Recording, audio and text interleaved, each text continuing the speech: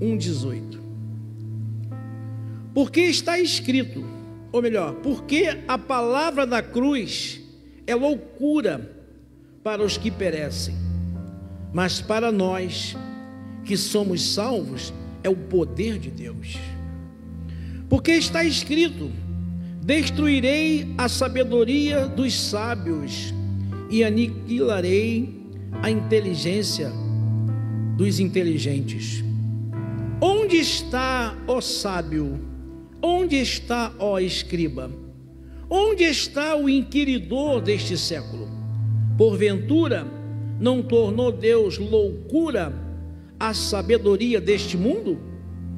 Visto como, na sabedoria de Deus, o mundo não conheceu a Deus pela sua sabedoria, aprouve a Deus salvar os crentes pela loucura da pregação. Porque os judeus pedem sinal e os gregos buscam a sabedoria, mas nós pregamos a Cristo crucificado, que é escândalo para os judeus e loucura para os gregos, mas para os que são chamados, tanto judeus como gregos, lhes pregamos a Cristo, poder de Deus, aleluia, e sabedoria de Deus, poder de Deus e sabedoria de Deus, aleluia. O triunfo da cruz, escute algo, para muitas pessoas, muitas mesmo, parece estranho comemorar a morte de Jesus na cruz. Estranho para muitos a imagem de Jesus crucificado, com o seu corpo coberto de sangue, a coroa de espinhos em sua cabeça, seu corpo transpassado por uma lança e por cravos, nos remete, escute isso, a imagem do herói clássico. Deus falou muito forte ao meu espírito. Para muitos, a imagem da cruz ainda é uma imagem triste, de sofrimento, de derrota. Não existe visão, escute isso, mais errada do que essa. A morte de Jesus na cruz representa a vitória sobre a morte e sobre o pecado. Você não entendeu? É para você glorificar. A vitória de Jesus na cruz representa sobre a morte e sobre o pecado a vitória, irmãos. A vitória nossa foi o golpe final de Jesus, um ato de amor. Esse ato de amor, a história de Jesus foi esse ato de amor. O homem começa, olha a história de Jesus, começa na manjedoura, passa pela cruz, mas não termina na cruz. Importante que você entenda isso. Jesus ressuscitou, aleluia. Ele vive, e ao terceiro dia Jesus ressuscitou. A morte não o deteve, Jesus a venceu. Se ele venceu, ei, eu e você venceremos também, aleluia. Por isso o cristianismo é a única religião, a única, que exalta a vida, porque é religião de vivos, que pertence a um Deus vivo. Ei, aleluia, irmãos. Nós pertencemos a um Deus vivo. Glória a Deus por isso. Nós não exaltamos o Cristo morto, o Cristo sofrido, não.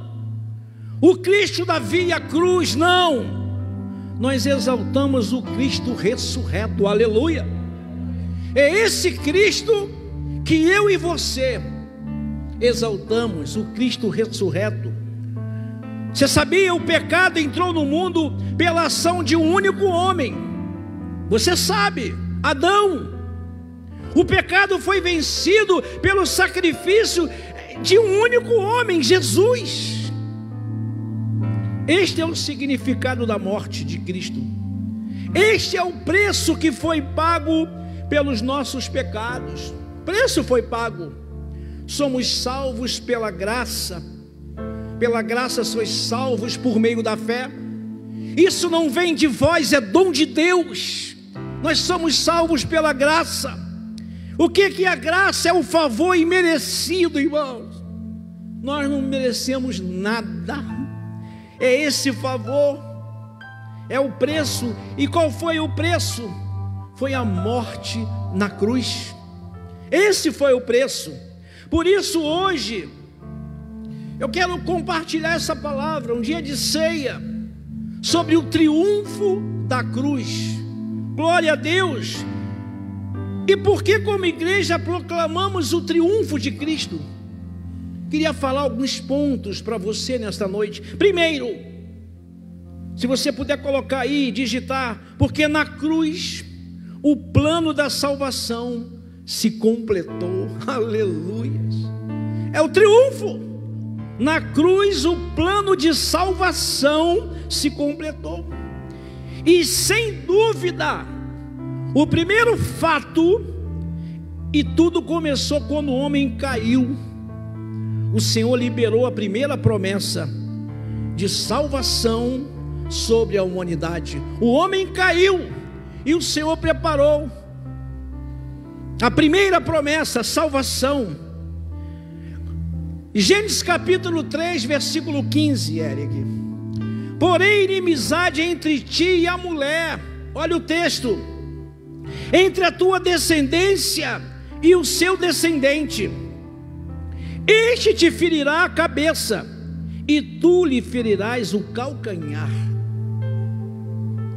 Quando Deus fala à serpente, escute aqui. Ele diz assim: olha, serpente, eu vou pôr inimizade entre ti e a mulher, entre a tua descendência e o seu descendente. Observe que ele fala do descendente no singular. É importante que entendamos isso. Quando então é esse descendente, esse descendente da mulher está se referindo a Jesus, que ferirá a cabeça do diabo, enquanto o diabo, o máximo que conseguirá fazer, o máximo é persegui-lo, ou seja, lhe ferirá o calcanhar. Então se tornou a grande guerra da humanidade. Ao longo da história, irmãos, serpente perseguiu a criança, tentando achar a Cristo, você conhece. Até hoje o diabo persegue os filhos de Deus. Persegue ou não persegue? Até hoje a Bíblia diz que ele anda ao nosso derredor, procurando a quem possa tragar. Até hoje. Ei, mas eu tenho uma boa notícia, é que ele só consegue tocar no seu calcanhar. Aleluia! Ele só vai poder tocar no seu calcanhar. Entenda que essa expressão calcanhar se refere a um tipo de perseguição ou incômodo.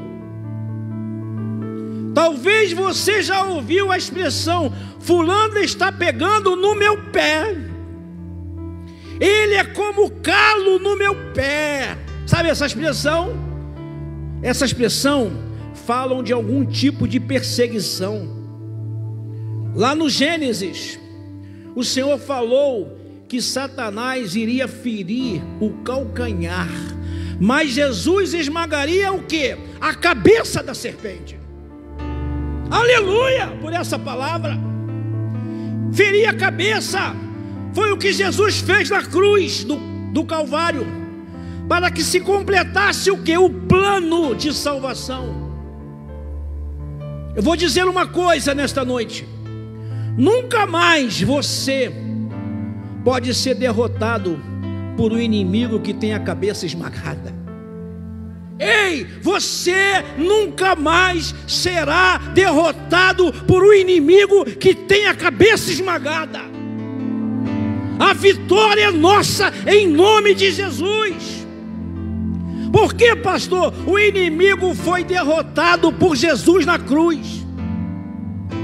O inimigo não pode mais controlar a sua vida. Escute isso, o inimigo não pode mais manipular você. Ei, preste atenção. O inimigo não pode mais arruinar você, porque Jesus é o Senhor, é o provedor, aleluia, glória a Deus. Ele triunfa na cruz,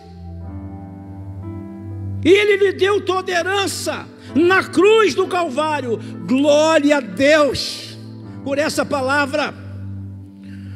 Sabe, amados, o triunfo começa pelo plano perfeito da salvação. A obra se completou a respeito da salvação. A obra está completa. Segundo ponto, você vai triunfar porque na cruz Jesus venceu o diabo. Na cruz Ele venceu.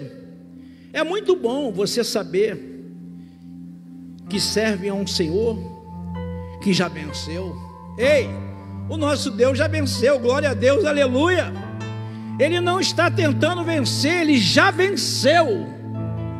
Vou repetir, Ele não está tentando vencer, Jesus já venceu, glória a Deus.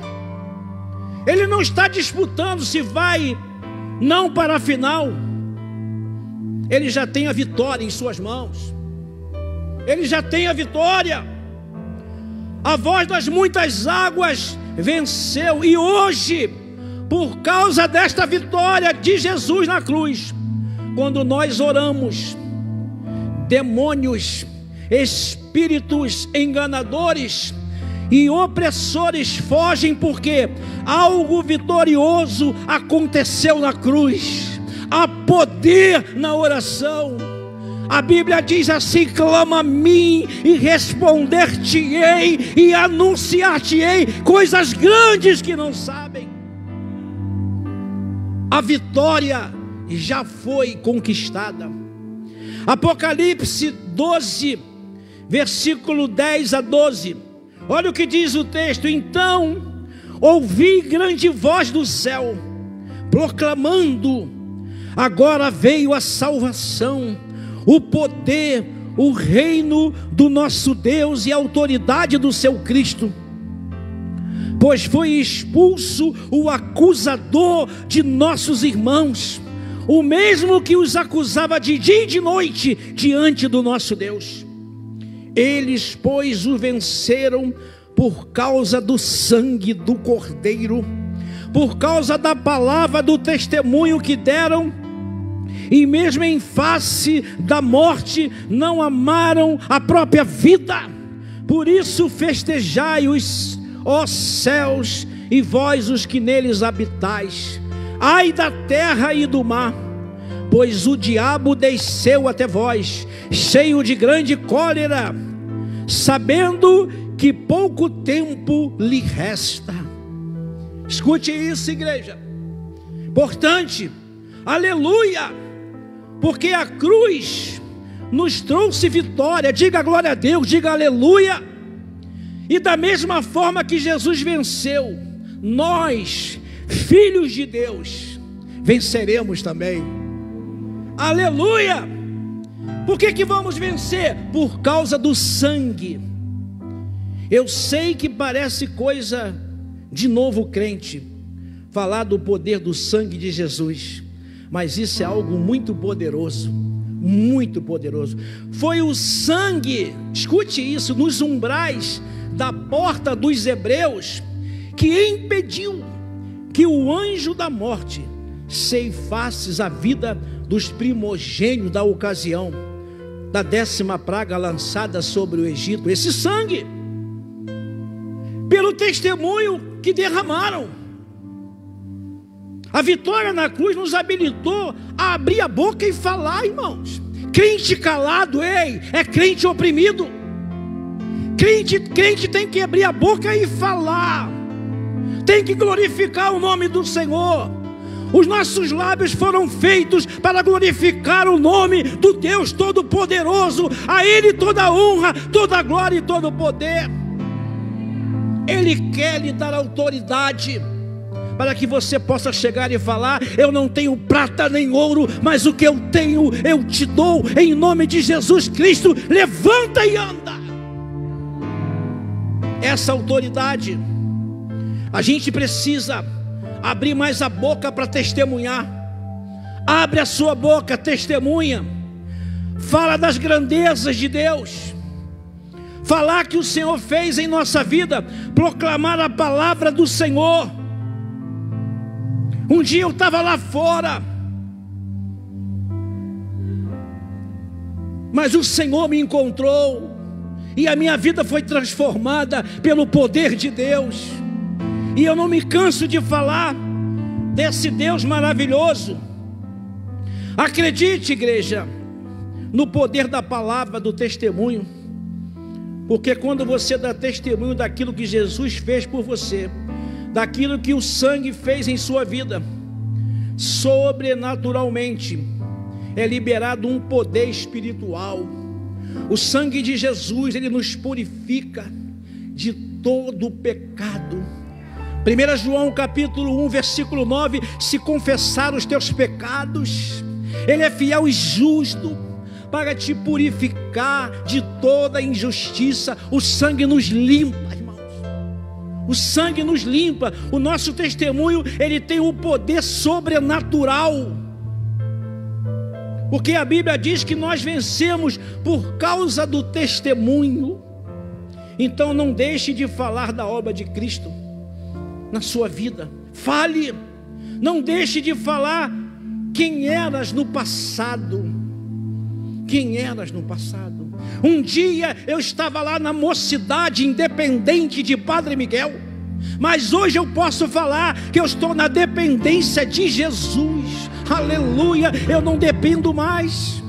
Hoje eu dependo do Senhor, eu dependo do Mestre. A minha vida está nas mãos do Senhor, a minha família está nas mãos do Senhor, e eu creio que Deus é soberano. Nada acontece se não for a vontade do Pai. Nada acontece. Semana passada estavam lá na casa do meu sogro, visitando, abraçando ele feliz. Ontem nós estávamos sepultando ele. Nós estávamos ali com a certeza que Deus estava no controle de tudo. A gente sente a perca. Um homem muito alegre, estava de um bom papo, muito interessante. E hoje ele dorme no Senhor. Dorme no Senhor. Sabe, irmãos, temos que testemunhar. Aquele belo dia que eu entrei por aquela igreja, que aquele pastor pregava aquela palavra, aquele que perdera a sua vida por amor de mim, achar lá. Eu sentado ali na igreja, mais de 400 pessoas, e aquela palavra entrando dentro do meu coração. E ele falava: você que quer receber o Senhor, esse refrigério, está passando por essa tempestade, esse calor na sua vida, vem aqui na frente agora, entrega a tua vida a Jesus. Eu falei: Senhor, isso é comigo. Naquela noite eu parti, no dia da Bíblia, irmãos. Fui convidado pela minha filha mais velha, batizada no Espírito Santo. Uma pessoa cheia do Espírito Santo, ela faz a diferença, ela fala com autoridade. E eu fui convencido pela minha filha mais velha, e ali eu entrei por aquela igreja, e ali a minha vida foi transformada para a glória de Deus. Uma festa, dia da Bíblia, 14 de dezembro, eu aceitei Jesus. Toda vez que eu estava para mover, para ouvir, para falar, para aceitar, eu olhava para minha esposa e ninguém tomava decisão.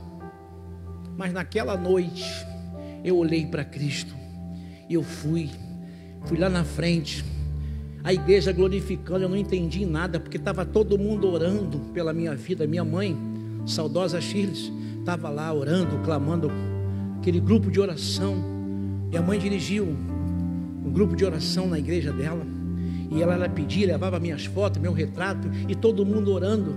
E quanto mais orava, mais eu piorava, Mas naquela noite, eu não olhei. Quando eu estava aqui na frente, a minha esposa, ela veio também. Nós aceitamos no mesmo dia. No mesmo dia nós aceitamos a Jesus. E de lá para cá, irmãos, nunca mais olhei para trás. Olhei para o autor e consumador da minha fé. Minha vida, sabe, ela mudou. As escamas caíram dos meus olhos. E eu comecei a enxergar muitas coisas maravilhosas. E aí Deus me chama para o ministério. Pago um preço, 7 anos para ser consagrado ao ministério da palavra.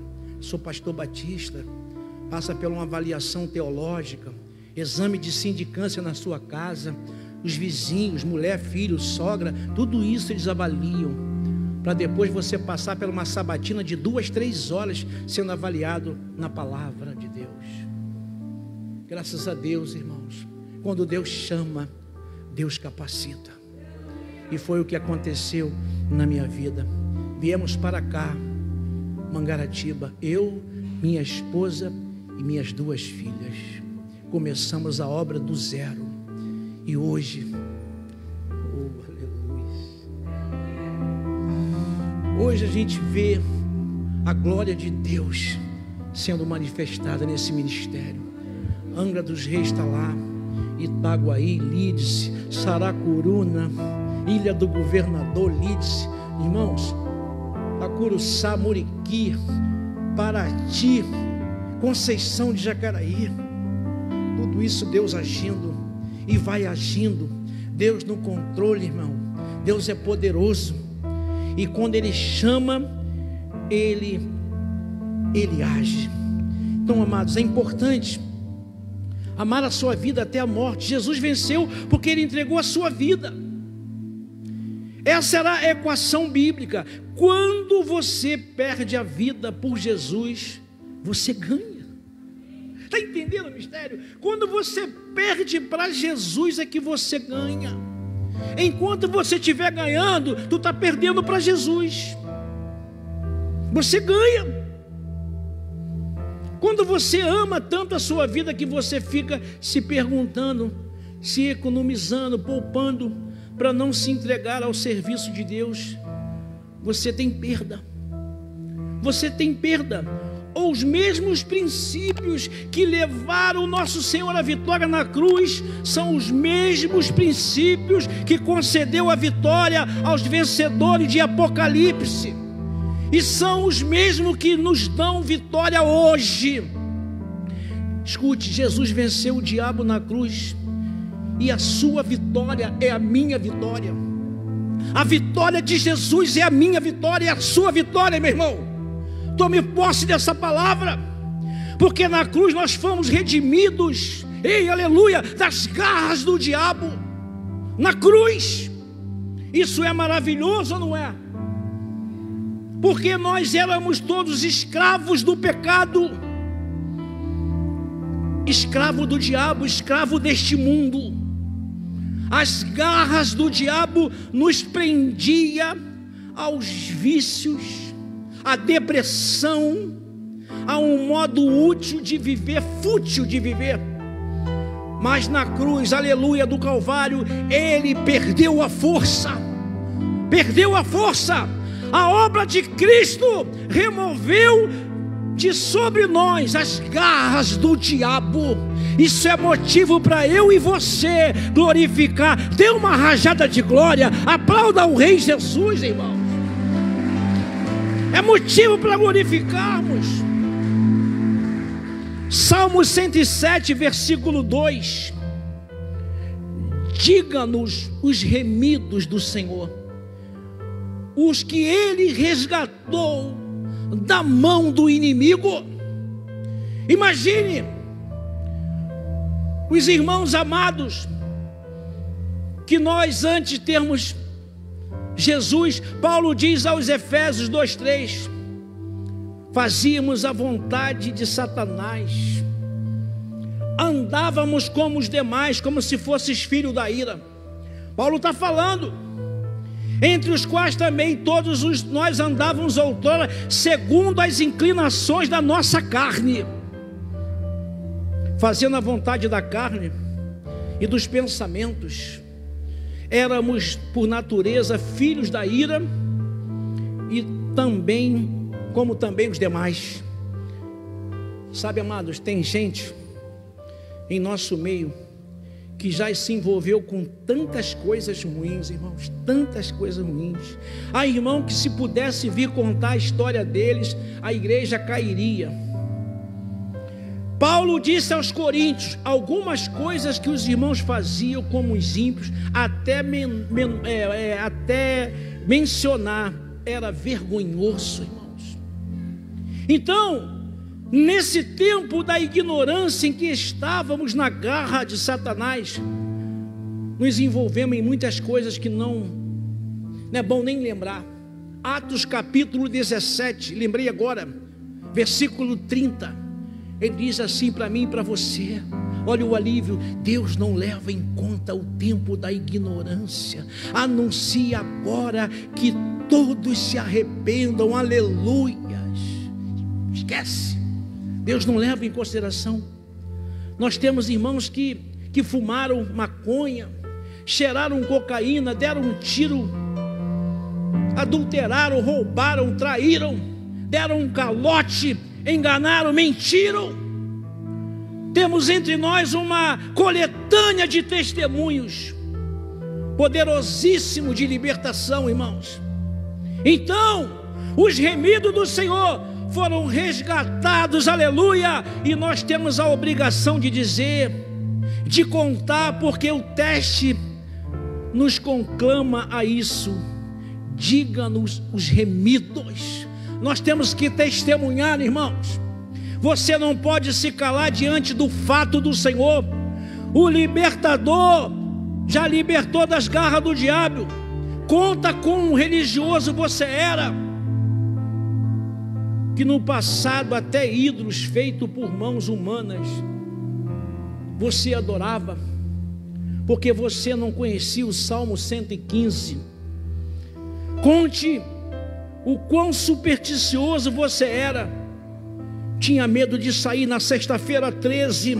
Deus está revelando. Tinha medo de sair na sexta-feira 13. Tinha medo de gato preto. Se arrepiava todo quando via um gato preto. Passar debaixo de escada, nem pensar. Chinelo virado, vai morrer alguém da família. Vinho derramado na mesa, tinha que botar sal em cima, irmão. Vamos derramar aqui um sal. Você estava nas garras de quem? De Satanás. Mas um dia o Senhor o resgatou de tudo isso. Aleluia! O Senhor nos resgatou de tudo isso. Mas quando, pastor, Ele nos resgatou? Quando Ele esmagou a cabeça da serpente na cruz do Calvário. Foi lá. É importante entendermos. Hoje o triunfo da cruz para o mundo é vergonha, mas para nós é o poder de Deus, aleluia. Fomos justificados pelo sangue, fomos santificados, libertados, redimidos para sempre. Saímos de uma condição de condenado para absolvido. Romanos 8:1 diz para mim e para você, meu irmão: não há mais nenhuma condenação para aqueles que estão em Cristo Jesus, nosso Senhor. Dê um aplauso ao Rei Jesus. Na cruz a maldição foi quebrada, foi removida. Não há mais maldição sobre a minha vida e sobre a sua vida. E libertadora essa palavra, quanto alívio e paz traz ao nosso coração uma palavra como essa. Se essa fosse a única parte da mensagem de hoje, já teria valido você desprender seu tempo para ouvi-la.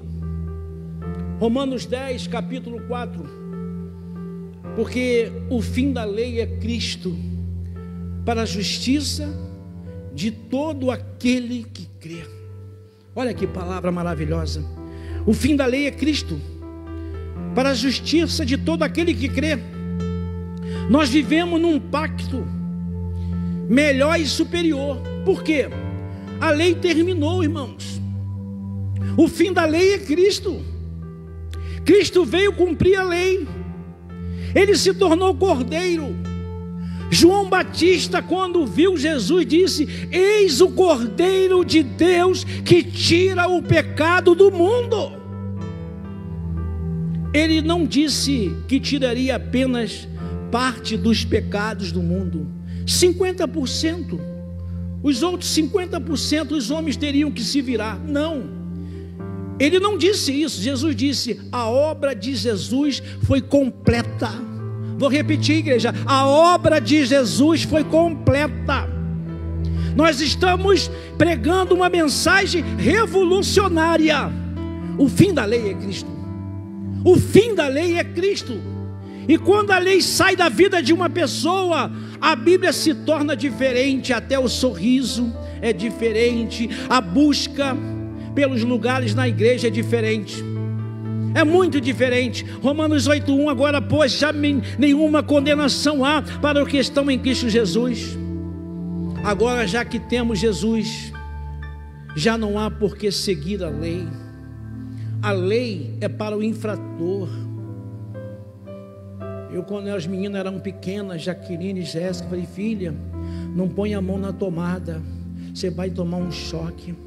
Na hora de dormir, filha, escova os dentes. Todo dia a gente falava isso para elas: vai escovar o dente, vai cuidar do dentinho, não dorme com... vai escovar o dente todo dia. Eu estava pensando até fazer uma gravação, já deixar prontinha. Todo dia. Elas cresceram. Eu não precisava falar mais para ela que tinha que escovar o dente, que não podia botar a mão na tomada. Aprendeu, passou. Agora já temos Jesus, já não há por que seguir a lei, já foi removida a condenação. Pastor, o que é condenação? O que é isso? É aquela culpa diabólica, irmãos. Sabe aquela culpa diabólica que a lei impõe sobre a sua vida das pessoas? São aquelas regras, aquelas leis, aqueles costumes, sabe? Aquele legalismo, aquela acusação que fica na sua mente, aquela coisa: eu não orei o suficiente, eu não jejuei o suficiente, eu não fiz o suficiente, irmãos. Gálatas capítulo 5, versículo 1-9. Olha o que diz a palavra para mim e para você, igreja. Vamos crescer, vamos aprender a palavra. Para a liberdade foi que Cristo nos libertou. Ei, para a liberdade. Não podemos viver mais debaixo de escravidão. Você precisa descansar. Lembra da palavra que eu ministrei? Não saia de debaixo da nuvem de Deus. Você tem proteção, direção e descanso. Para de ficar suando. Para de achar que é você que faz. Você não faz nada. Quem faz é Cristo. Nós não fazemos nada. Olha o que diz o texto de Gálatas: para a liberdade foi Cristo que nos libertou. Permanecei, pois, firmes, e não vos submetais de novo a jugo de escravidão. Eu, Paulo, vos digo que se vós deixardes circuncidar, Cristo de nada vos aproveitará. De novo testifico a todo homem que se deixar circuncidar, que está obrigado a guardar toda a lei. De Cristo vos desligastes. Vós que procurais justificai-vos na lei da graça, decaíste. Lei da graça, porque nós, pelo Espírito, aguardamos a esperança da justiça, que provém da fé. Porque em Cristo Jesus, nem a circuncisão, nem a incircuncisão tem valor algum, mas a fé que atua pelo amor. Vós correis bem, corrieis bem, né? Quem vos impediu de continuardes a obedecer a verdade? Esta persuasão não vem daquele que vos chama. Um pouco de fermento leveda toda a massa, diz a palavra. Sabe, irmãos, o que está sendo ensinado nessa noite, nessa mensagem, não é ensinado em 10 anos em seminário. O que eu estou falando aqui hoje, em 10 anos de seminário, você não vai aprender. A gente poderia fazer uma formatura, sabe, e diplomar todos aqueles que entenderam a diferença entre lei e graça, e tem a revelação de que a lei só faz jugo e escravidão.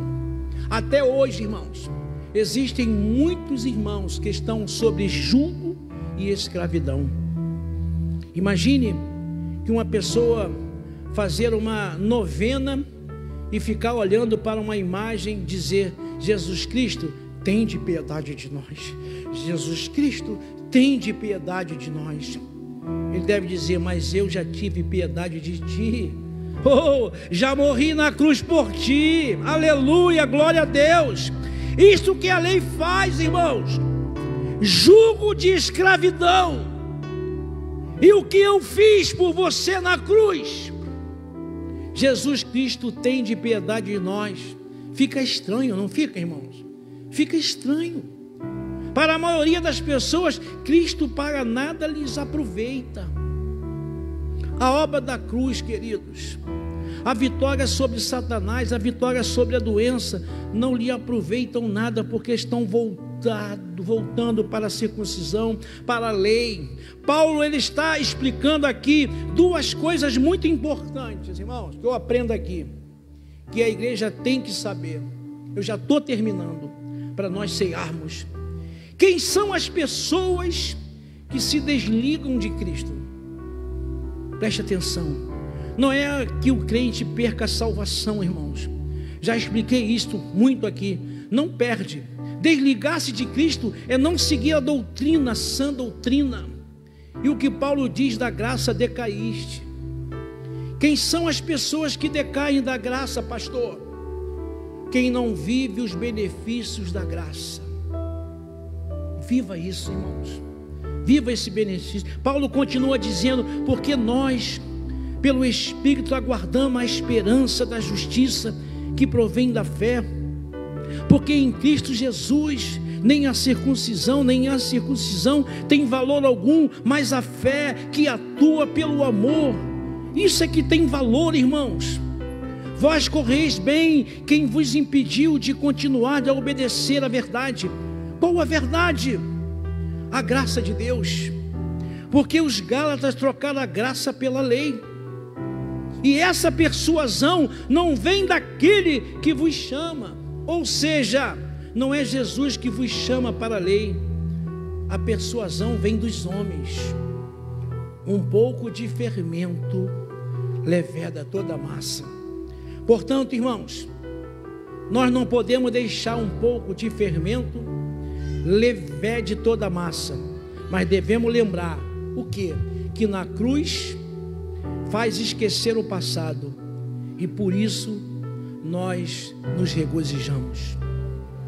Em 2 Coríntios capítulo 5, versículo 17, que diz: se alguém está em Cristo, nova criatura é.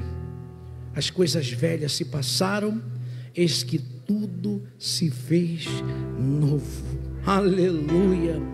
Pastor, mas quando o irmão abre esta porta, não é uma autorização para pecar?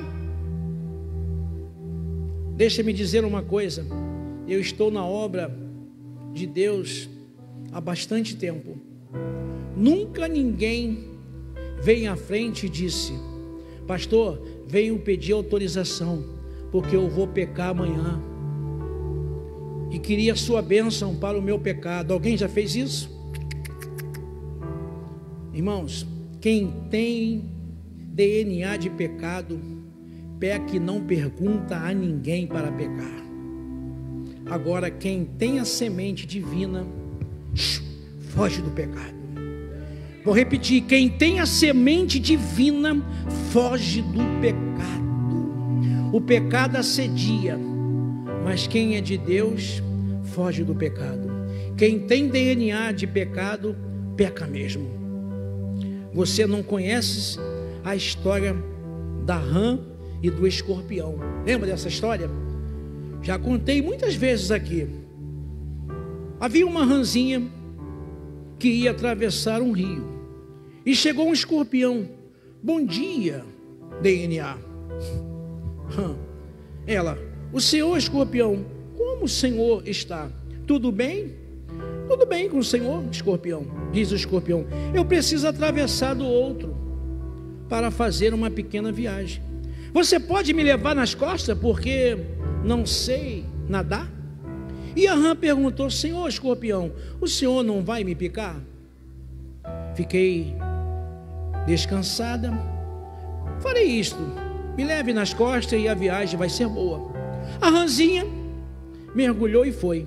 No meio da viagem, já no rio, o escorpião dá uma picada na rã e a envenena, e começou os dois a afundar.